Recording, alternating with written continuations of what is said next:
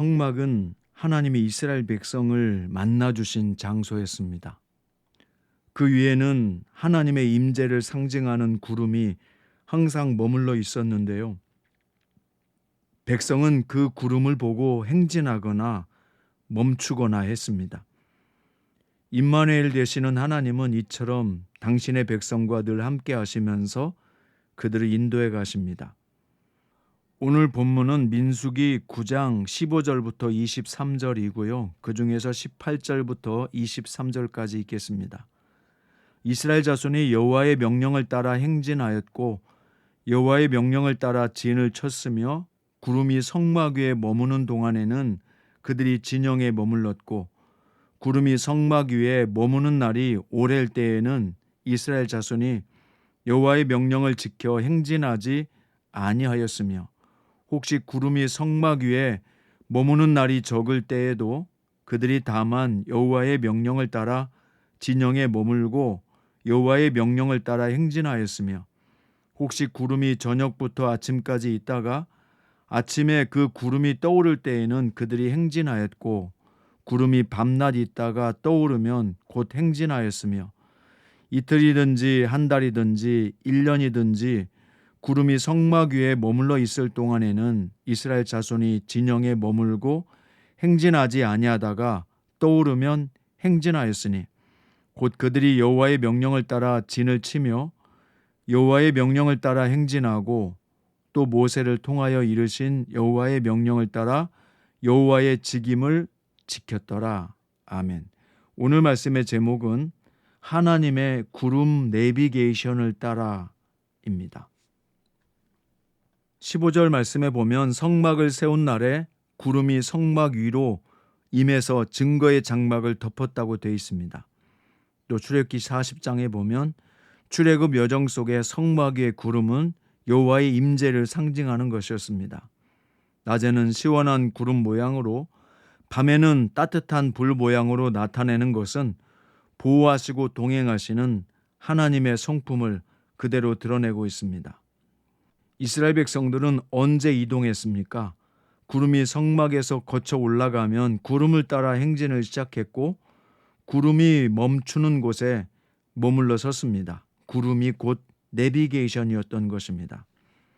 그 구름은 온 이스라엘 백성이 어디서나 볼 수 있도록 떠올랐고 하나님은 확실하고도 가장 자상하게 백성을 인도하셨습니다.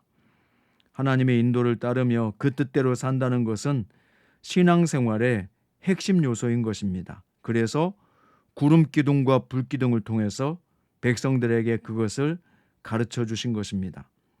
사도 요한은 하나님의 백성의 정체성을 어린 양이 어디로 인도하든지 따라가는 자들이라고 말씀했습니다.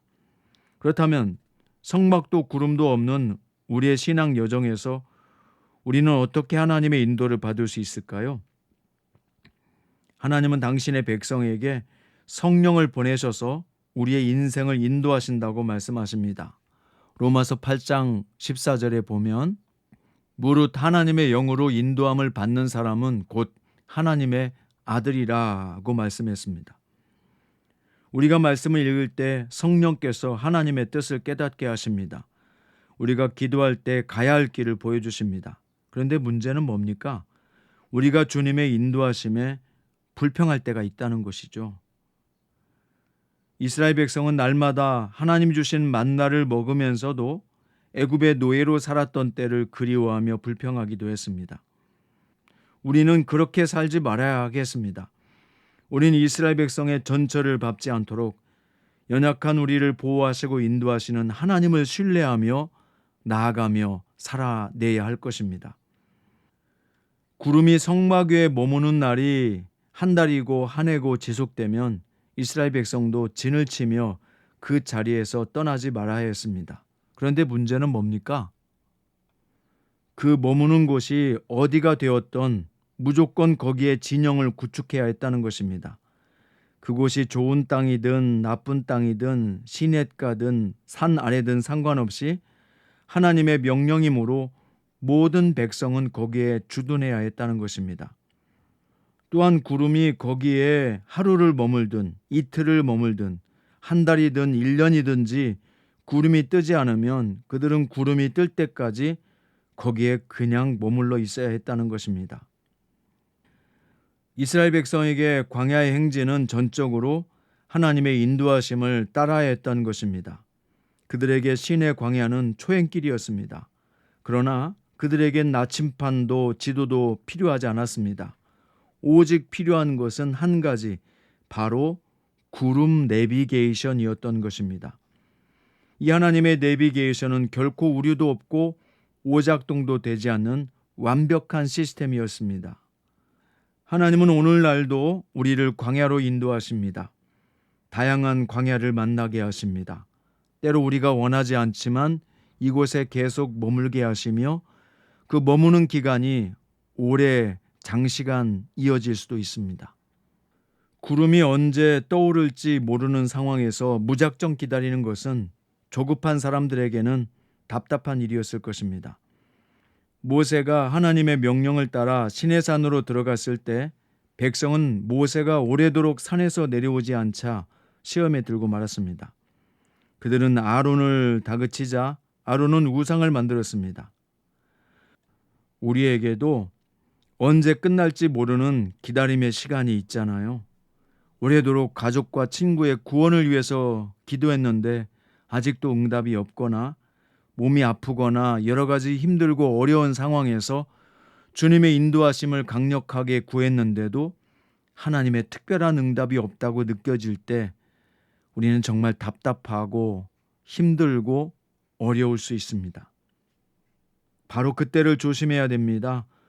이런 조급함의 시간들이 우리를 원망이라는 죄로 나아가게 할 수 있기 때문입니다. 하나님이 움직이실 때까지 힘들고 어려운 상황에서 잠잠히 기다리는 것은 결코 쉬운 일이 아닙니다. 이것은 매우 어렵고 힘든 일일 수 있습니다. 특히 우리가 싫어하거나 만나고 싶지 않은 사람을 억지로라도 만나거나 함께 해야 될 때 그 고통은 이루 말할 수 없이 괴롭고 어려울 수 있습니다. 그런데 하나님은 그 시간을 통해서 당신의 주권에 온전히 순종하는 자로 우리가 따르기를 원하십니다.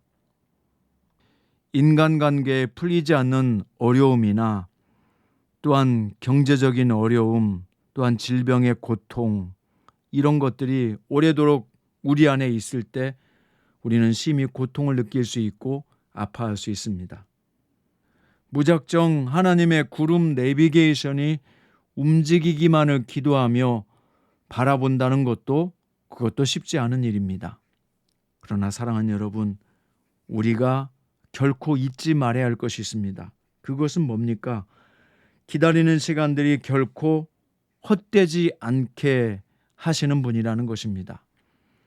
하나님께서는 우리를 연단하시고 성숙시키셔서 하나님의 사람으로 만들어내기를 원하십니다.